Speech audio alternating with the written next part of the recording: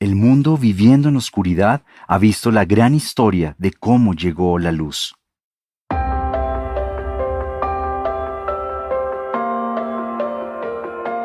Esa luz descendió, contando la historia desde la creación de todas las cosas.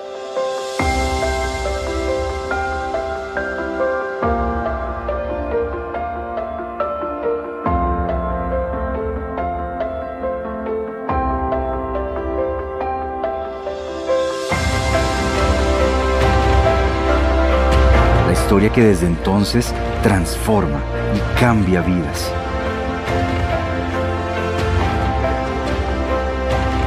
Jesús ha nacido.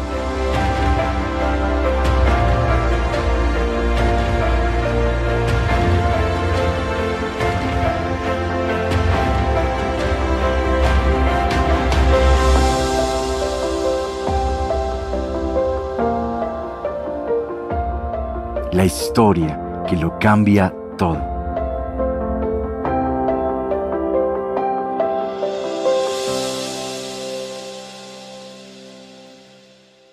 Hola, buenos días, buenas tardes, buenas noches, el momento en que lo estés viendo. Un gran saludo, mi nombre es Fernando Torres y yo soy el pastor del campus de Suba, en Confrasuba. Y para mí es un honor, un placer estar aquí con ustedes en esta invitación que Tuto nos ha hecho. Y hoy tenemos el segundo episodio de esta serie, La historia que lo cambió todo. Y pensando en esta serie, pensando en mi padre, fue un fotógrafo aficionado y autodidacta. Así de que en mi casa yo crecí con esos álbumes de fotos en blanco y negro, había muchísimos. Y de paso es una especie en extinción. Estos álbumes eran, en aquella época, eran el Netflix para las personas que llegaban. Cuando llegaban personas extrañas, mis padres los sacaban, los ponían a ver esa cantidad de álbumes y a contar esas historias familiares, a hablar sobre los personajes. Y así que seguimos en esta serie La historia que lo cambió todo, viendo el álbum de fotos y de personajes de la genealogía de Jesús. El domingo pasado creo que Tuto les habló sobre la historia de Tamar, un capítulo tristemente negro en este álbum. Él estuvo compartiendo en el campus de Suba este mensaje y parecía a veces uno de esos capítulos de la señorita Laura, que pase el desventurado, una historia realmente muy oscura, muy triste en esta ascendencia, en esta genealogía de Jesús. Y algo que siempre digo y que me gusta de la Biblia es que no esconde nada, nos muestra historias reales de gente real con sus luchas, imperfecciones, sus aciertos y desaciertos, historias con las cuales nosotros nos podemos identificar y aprender, historias de vidas cambiadas y que cambian nuestras vidas. Y cuando vemos esas fotos antiguas en blanco y negro, normalmente nos gusta saber el año y el momento en que pasó eso. Así es de que el autor del libro de Ruth se preocupa por ponernos igualmente en ese contexto en que sucedió esta historia. Él empieza diciendo en el versículo 1 del capítulo 1, dice, en el tiempo en que los caudillos o los jueces, dice otra versión, gobernaban el país, hubo allí una época de hambre. Entonces un hombre de Belén, de Judá, emigró a la tierra de Moab junto con su esposa y sus 2 hijos. Dice que la época de los jueces, y esta época fue quizá la época más oscura, más caótica y terrible del pueblo de Israel.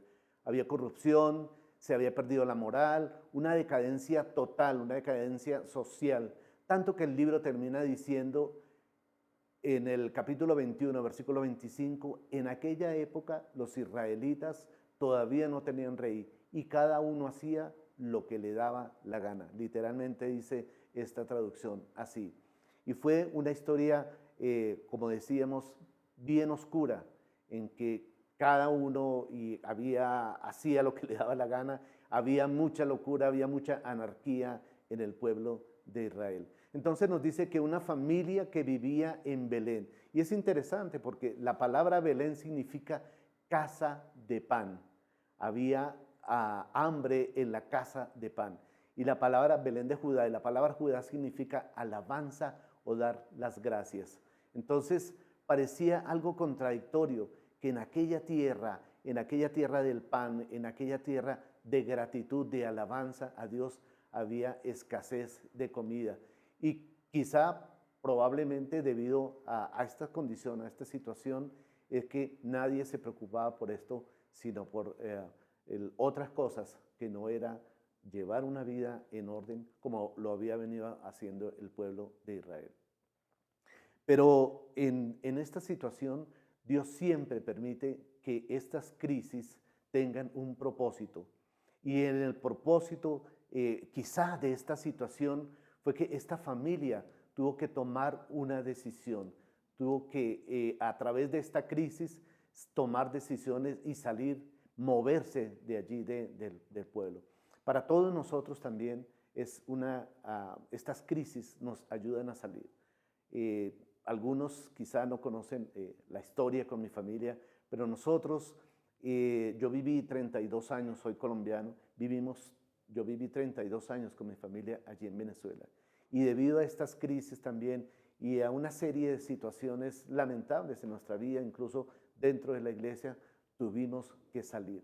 Así es de que esta familia se desplaza, nos dice hasta ahora que esta familia se desplaza en busca de mejores oportunidades. Pero también sabemos que toda decisión trae repercusiones y trae consecuencias, especialmente cuando no es una sola familia, sino un grupo familiar, como el grupo que estaba saliendo. En el versículo 2 continúa diciendo, el hombre se llamaba Elimelec, su esposa se llamaba Noemí y sus dos hijos Malón y Quilión, y todos ellos efrateos de Belén de Judá. Cuando llegaron a la tierra de Moab, se quedaron a vivir allí. Cuando llegaron a la tierra de Moab. ¿Quiénes eran los moabitas? Tenemos que retroceder un poco la historia. Y estos eran descendientes de Moab. Moab fue hijo de Lot. Recordemos la historia cuando Sodoma y Gomorra iban a ser destruidos y sale Lot con su esposa. Se le dice que no voltee a mirar, pero ella, contra todo pronóstico y siguiendo el chisme, voltea a mirar y queda petrificada, queda como una estatua de sal. Así es de que sigue Lot con sus dos hijas. Sus dos hijas dicen, por aquí no va a haber hombre que nos haga tener hijos o que nos dé descendencia. Así es de que emborrachan a su padre, primero la mayor se acuesta con él o tiene relaciones con él, después la menor. Y de allí, de la mayor, sale Lot, producto de un embarazo, producto de un incesto. Entonces, de allí es que vienen los moabitas. No era precisamente una tribu muy amiga o un pueblo muy amigo para los israelitas. Es más, los israelitas los consideraban enemigos y no querían obviamente nada que ver con ellos. Así es de que sale Noemí, sale Elimelec con su esposa, con Noemí y con sus dos hijos. En el versículo 3 sigue diciendo, pero murió Elimelec, esposo de Noemí, y ella se quedó sola con sus dos hijos. Estos se casaron con mujeres moabitas, la una llamada Orfa y la otra Ruth, después de haber vivido allí unos 10 años. Así es de que ellos están allí, el esposo de Noemí muere y queda ella con sus dos hijos. Con el tiempo ellos se casan y viven durante 10 años con sus esposas y se casan con mujeres moabitas. Y esto realmente era mal visto ante los ojos del pueblo hebreo. En estos 10 años no se habla de que tuvieron hijos, así es de que posiblemente sus nueras eran estériles. Pero dice, murieron también Malón y Quilión, y Noemí se quedó viuda y sin hijos. Noemí regresó de la tierra de Moab con sus dos nueras, porque allí se enteró de que el Señor había acudido a ayudar a su pueblo, a proveerle de alimento. Regresa entonces Noemí nuevamente a Belén. O sea, un tiempo que salieron, vivieron una situación buscando un mejor futuro, pero todo lo contrario, vivieron situaciones de dolor, situaciones difíciles. Noemí pierde a su esposo, después pierde a sus hijos, a sus dos hijos, y se queda como una viuda. Y como comentaba Tuto, y nos muestra la historia, era una viuda, era una mujer desamparada, una mujer que no tenía derechos, que no tenía, ante la sociedad prácticamente no valía su vida. Así de que enfrenta una situación difícil. Y Noemí decide regresar a Belén.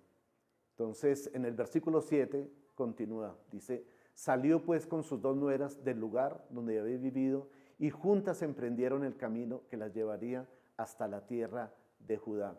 Y en esta época era normal que cuando alguien salía hacia otro país o al exterior, había personas de la familia que salían a acompañarlo. Por eso dice que salieron juntas. Recuerdo cuando anteriormente alguien viajaba, si fuera a Medellín o a la costa, la familia completa iba hasta el aeropuerto a despedirlo. Más o menos eso fue lo que pasó. Entonces Noemí va con sus dos nueras, pero quizá en un punto Noemí se detiene a pensar en cuál sería el futuro para ellas. Si ella sola, como una mujer viuda, una mujer sola, llegar nuevamente a su tierra, y aparte de eso, con otras dos viudas, iba a ser pesado, no solamente para ella, sino también para estas dos mujeres, que eran extranjeras de una tierra enemiga o una tierra despreciada por los israelitas. Así es de que era un futuro muy incierto y muy difícil lo que les esperaba. Así de que les dice que ellas se regresen para Moab, que se queden allí, que ella continuaría sola. Pero estas dos mujeres insisten en ir con ella. Y la única esperanza quizá que tenía Noemí en ese momento sería el tener un hijo. Obviamente se nos dice que era una mujer vieja, dice la Biblia, que era una mujer vieja y era algo imposible. Así es de que ella les dice, no voy a tener hijos, no puedo tener hijos, devuélvanse nuevamente para su tierra. Porque recordamos, y tú nos hablaba la vez anterior, de la ley del levirato, que era que el familiar más cercano se podía casar con la viuda, tomarla para sí y preservar el nombre de la familia, o darle ese valor también incluso a la suegra. Dice en el versículo 14, una vez más se alzaron la voz, deshechas en llanto. Luego Orfa se despidió de su suegra con un beso, pero Ruth se aferró a ella. Orfa, una de estas dos viudas, decide regresar a Moab. Dice en el versículo 15, mira, dijo Noemí, tu cuñada se vuelve a su pueblo y a sus dioses, vuélvete con ella. Y me llama la atención qué clase de suegra era esta, era Noemí. Y quizá de la literatura antigua es lo único que podemos conseguir, o el único texto que podemos conseguir que habla bien de las suegras. Pero era una persona que les había demostrado el amor de Dios. Y tanto que estas mujeres estaban dispuestas a quedarse con ella, aún en un futuro muy incierto y un futuro difícil. Así es de que Orfa sí decide regresar, pero Ruth tiene determinación. Ella quizá había conocido el amor de Dios, el amor de este Dios hebreo a través de la familia donde estaba, a través de Noemí, a través de su esposo, y decide seguir con Noemí, decide seguir con ella y volver a Belén. De paso, ella no sabía a qué se iba a enfrentar, porque nuevamente decimos que era viuda, era extranjera, y dos de estos elementos ya anunciaban una incomodidad y una vida difícil. Ruth empieza a dejar su pasado, o decide más bien, decide dejar su pasado. Y podemos pensar aquí que muchas veces nosotros que decidimos seguir a Dios, pero nos aferramos al pasado. No queremos renunciar a ciertas cosas. Con una mano Nos aferramos a Dios, pero con la otra sostenemos nuestro pasado. Tratamos de amar a Dios viviendo en Moab. Ruth tuvo la determinación de dejar todo atrás y salir de ese estilo de vida de su país, de esos dioses a los que adoraba y de esas costumbres.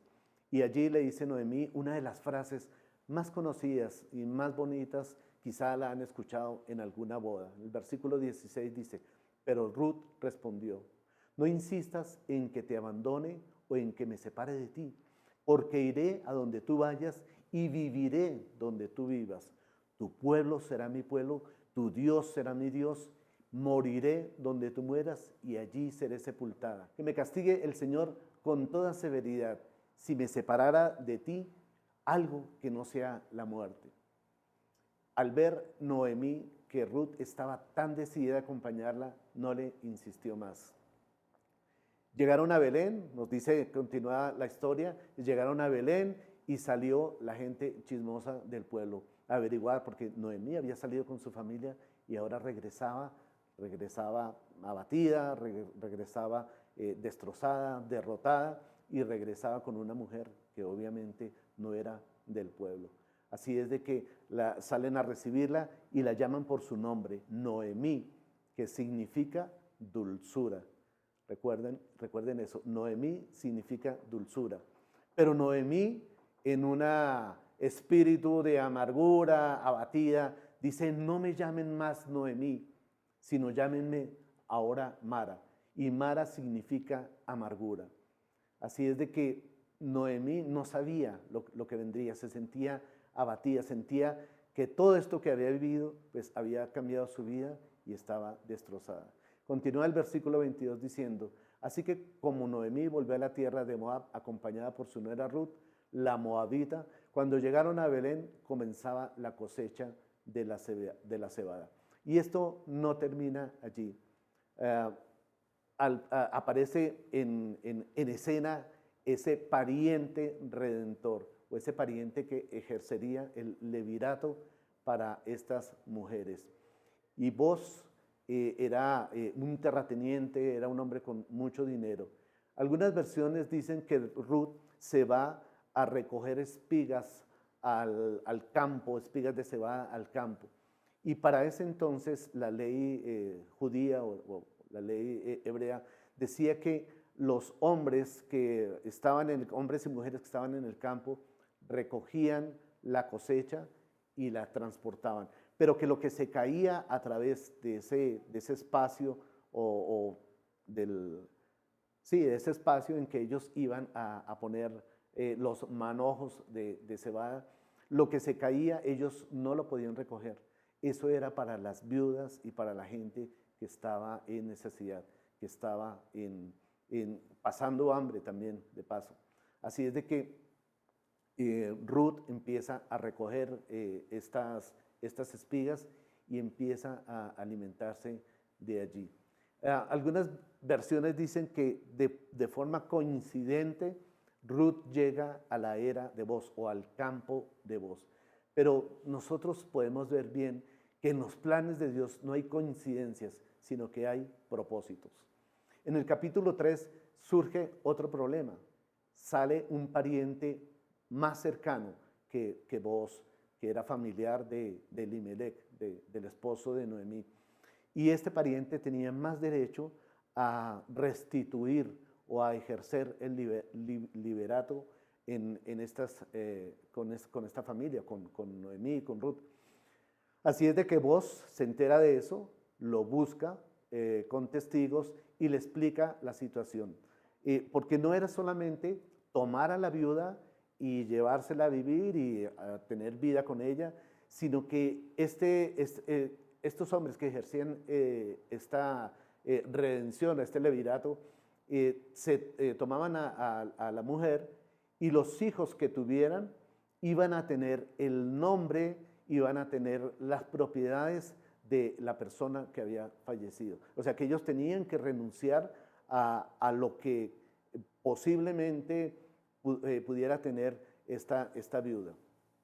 Este hombre dice, no, yo no voy a hacer eso, yo voy a perder mucha plata y mis hijos no van a tener esa herencia.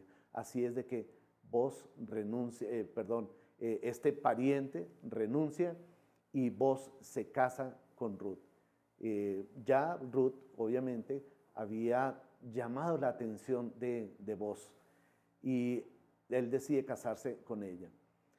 Cuando se unen, nos dice la historia que ella tuvo un hijo. Dice, Noemí tomó al niño y lo puso en su regazo y se encargó de criarlo. Versículo 17 dice, las vecinas decían, Noemí ha tenido un hijo y lo llamarán Obed. Y este fue el padre de Saíd y padre de David. Así que este es el linaje de Farés. Farés fue el padre de Gerrón, Gerrón el padre de Ram, Ram el padre de Animadab, Animadab el padre de Nazón, Nazón el padre de Salmón, Salmón el padre de Boz, Boz el padre de Obed y Obed el padre de Isaí e Isaí el padre de David.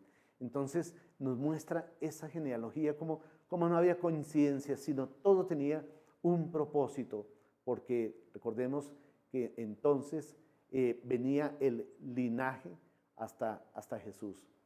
Boz y Ruth se convertirían entonces en los bisabuelos de David.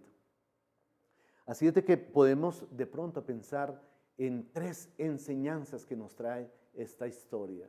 En primer lugar, la vida de una persona fiel no es una vida fácil, pero lo mejor siempre está por venir. Ruth fue escrito para ayudarnos a ver las señales de gracia de Dios en nuestras vidas y para ayudarnos a confiar en su gracia, aún en los momentos más difíciles. El relato empieza con hambre, con tragedias, con tristeza y con muerte, y el libro termina con alegría y con vida. Muchas veces, en segundo lugar, podemos ver también que muchas veces Dios hace sus mejores obras en los peores tiempos. La situación de estas dos mujeres no era para nada fácil, no tenían esperanza y lo habían perdido todo. Ruth puede ver la provisión inesperada de Dios para Noemí también. Ruth fue esa esperanza, esa restauración que vino a Noemí a través de Ruth. Y Ruth, una extranjera de un pueblo despreciado y en unas circunstancias difíciles, como hemos visto. Boz, provisión de Dios para Noemí. Un hombre acaudalado, con tierras, como habíamos dicho. También un hombre que amaba a Dios y que preservó el linaje aún con sacrificio, porque él tuvo que renunciar a esta parte de la herencia. De la forma inesperada, Dios les cambia la vida a estas mujeres. Noemí ya no era la amargada, ahora está feliz, y Noemí pensó que era imposible tener un hijo. Por eso cuando se presenta este bebé, no dicen a Ruth le ha nacido un hijo, sino a Noemí le ha nacido un hijo. Así es de que en el capítulo 1, en el versículo 21, dice que el Señor le había devuelto a lo que ella pensaba que se le había quitado. Noemí entra con vacía, como decimos coloquialmente, con una mano adelante y otra atrás, pero vemos después cómo cambia la historia a través de esta situación.